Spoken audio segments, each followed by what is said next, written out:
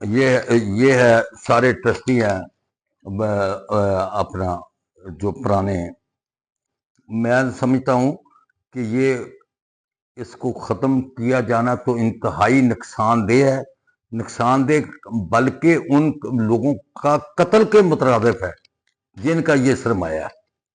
اگر میرے آباؤ اجداد سے اس وقت فرض کرو 1 ایکڑ پہ 1 روپیہ لیا ہوگا 1 کلے پہ، تو 1914 میں 1 روپے کی اہمیت کو آپ اندازہ کر سکتے ہیں کہ وہ کیا ہوگی. اور یہ ان کے بچوں کی افادیت ہے. تو میں نہیں سمجھتا کہ سیاسی طور پر اس کو بھینٹ چڑھنا چاہیے یا تعلقات کی بنیاد پہ اس پراپرٹی کوئی بندر بانٹ ہو جانی چاہیے. یہ اربوں کی پراپرٹی ہے، سرمایہ ہے، اس کو محفوظ کرنا چاہیے اور حکومت وقت کی یہ ڈیوٹی ہے. میں سمجھتا ہوں اخلاقی ڈیوٹی ہے، قانونی ڈیوٹی ہے کہ وہ اس کی حفاظت کریں اور اس کو اس کی اوریجنل شیپ میں لائیں. اس کے وظائف اگر بند ہو گئے ہیں تو وہ دوبارہ سٹارٹ کریں، کیونکہ میرے علم میں یہ بات بھی آئی ہے کہ 2019 میں اس کو بند کر دیا گیا ہے وظائف کو. اگر بند کر دیا تو فنڈز کدھر گئے، وہ پیسہ کدھر گیا؟ وہ کیونکہ وہ پیسے کی ملکیت جو ہے وہ تو کاشتکار ہے، وہ تو نہ حکومت پنجاب ہے، نہ حکومت پاکستان ہے، نہ اس کی ملکیت کسی اور ادارے کے پاس ہے. تو اس کو اپنا ریسٹور کر کے ساری تو ادارے کو پھر اپنے پاؤں پہ کھڑا کرنا چاہیے.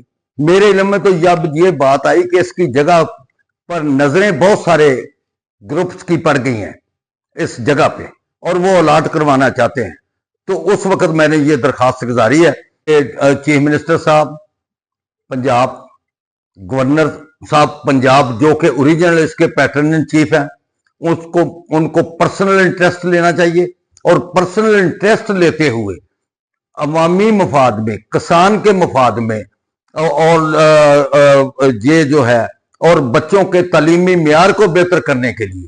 آج بھی وہ بچے جس قسم پرسی میں ہے، بہت سارے بچے میٹرک میں سے ادھر رہ جاتے ہیں.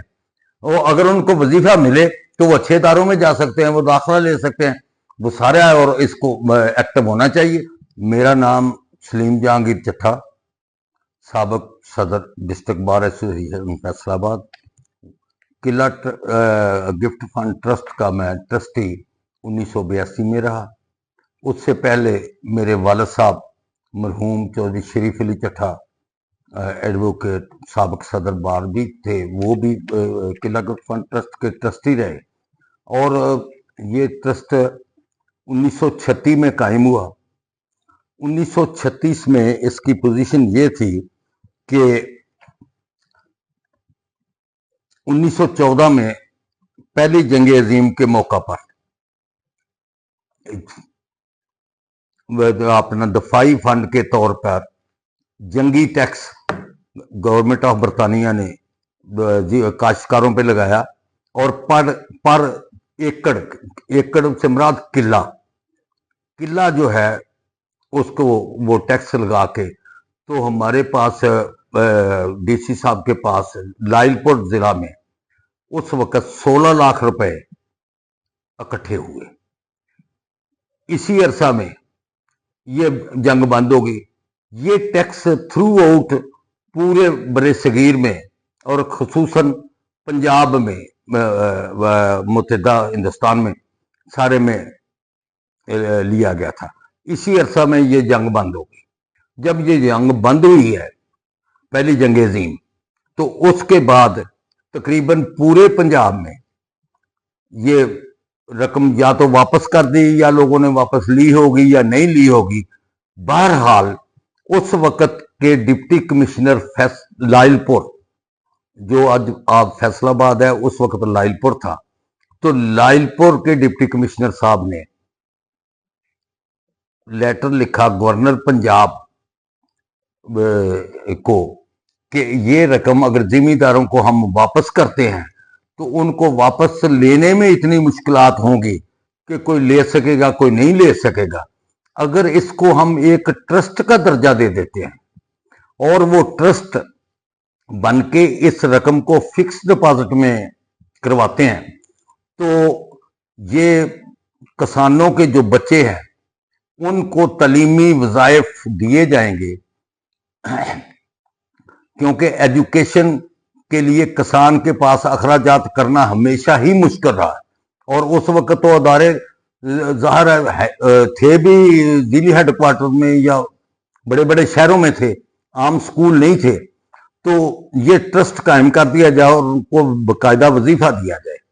اس کے جو ٹرسٹی ہوں گے وہ ٹرسٹی ضلع کونسل لائل پور جو ہے اس کے ممبران سنگل ٹرانسفریبل ووٹ کے تحت الیکٹ کر کے، تو 3 ٹرسٹی جو ہے وہ الیکٹ کرے گا، ضلع کا جو ڈپٹی کمشنر ہے بلحاظ عہدہ قلعہ گفٹ فنڈ ٹرسٹ کا ہیڈ ہوگا، اور 3 نمائندے وہ نامزد کرے گا۔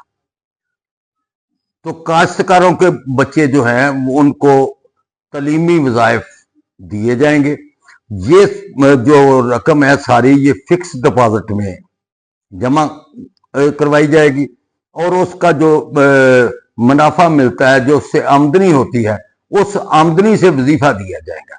مگر میں ایک بات آپ کو اور یہاں پہ ریکارڈ کے مطابق کرنا چاہوں، اس رقم میں مسلسل اضافہ ہوتا رہا، کیونکہ جب قلعہ گفٹ ٹرسٹ فنڈ مارز وجود میں آ گیا،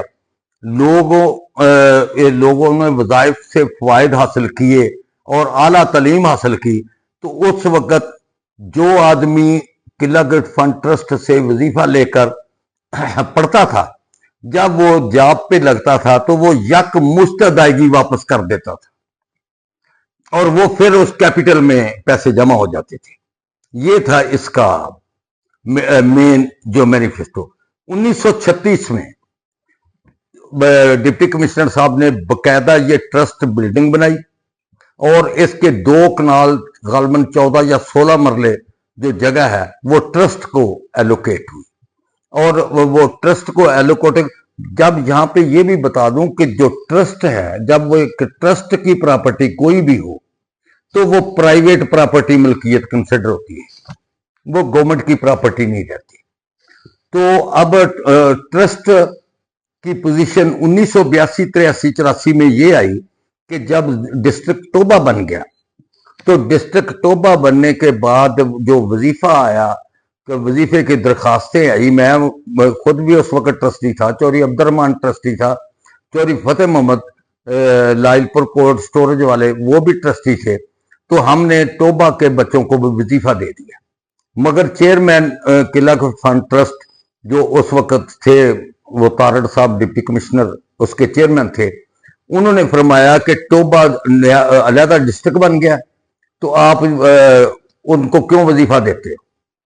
ہم نے کہا کہ اگر اس کو بائیفرکیٹ کریں تو کیپٹل جو پیسے پڑے ہوئے ہیں وہ تو چلے جائیں گے ٹوبہ کے حصے میں، اور جو ایسٹس ہیں بلڈنگ کی شکل میں، زمین کی شکل میں، وہ مل جائیں گے لائل پور کو۔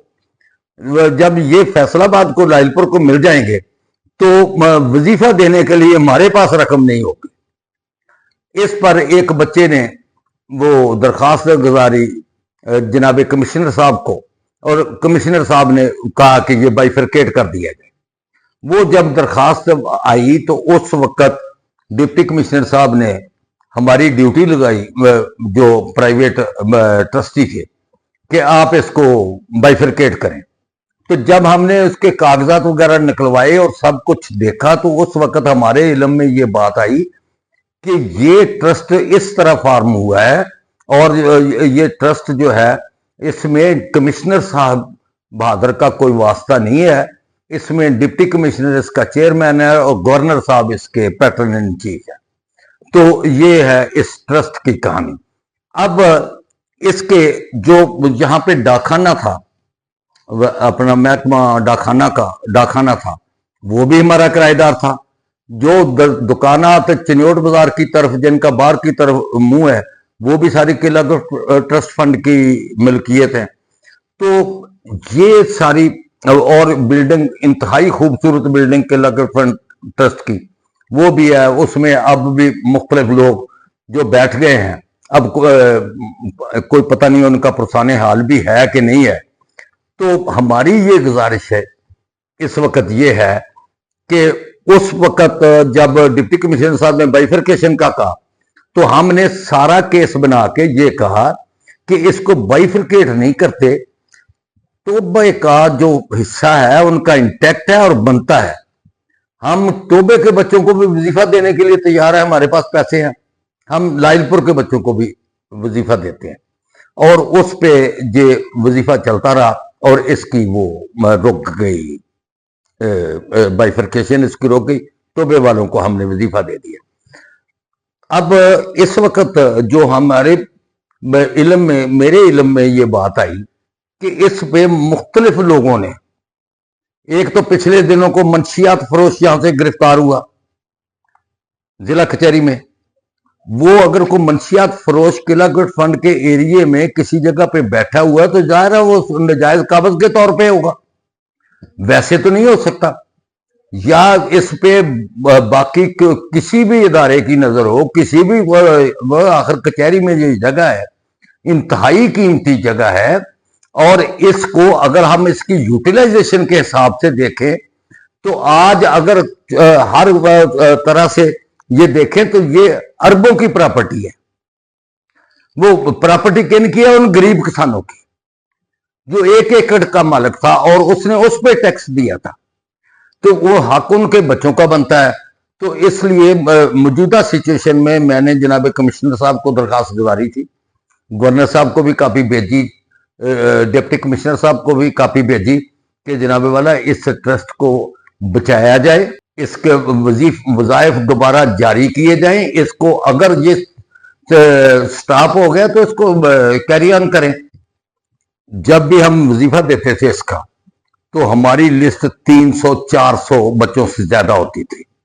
बच्ची को हम 6ठी क्लास से वजीफा देते थे, और वो अगर वो हॉस्टल में रह के पढ़ रही है, अगर आप गौर फरमाएं तो फैसलाबाद के सारे जो गर्ल्स स्कूल है, हाई स्कूल, मुस्लिम हाई स्कूल लड़कियों का है, ये इनके सब के साथ हॉस्टल था, क्योंकि दूर दराज के देहात से बच्चियां अगर किसी ने पढ़ानी है तो हॉस्टल में रखने के अलावा उनके पास कुछ चारा नहीं था।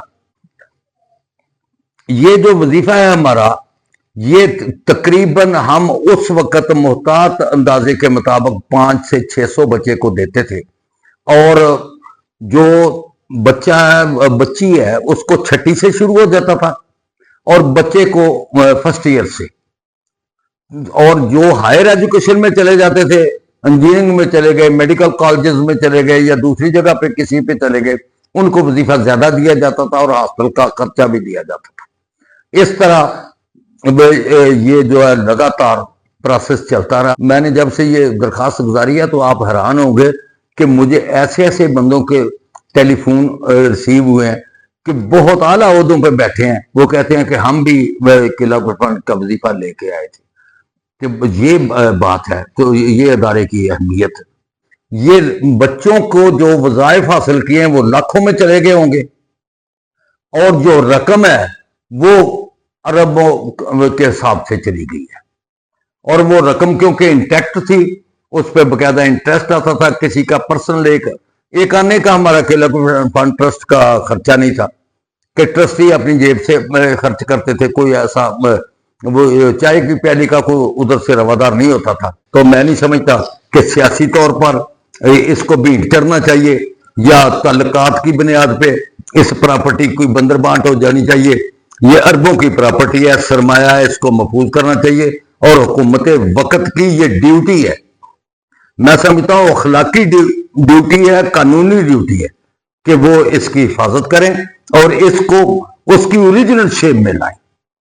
उसके वज़ाइफ अगर बंद हो गए हैं तो वो दोबारा स्टार्ट करें, क्योंकि मेरे इल्म में ये बात भी आई है कि 2019 में इसको बंद कर दिया गया है। वज़ाइफ को अगर बंद कर दिया तो फंड्स किधर गए, वो पैसा किधर गया? वो क्योंकि वो पैसे की मिल्कियत जो है वो तो काश्तकार है, वो तो ना हुकूमत पंजाब है, ना हुकूमत पाकिस्तान है, ना उसकी मिल्कियत किसी और अदारे के पास है। तो उसको अपना रिस्टोर करके सारी तो अदारे को फिर अपने पांव पे खड़ा करना चाहिए।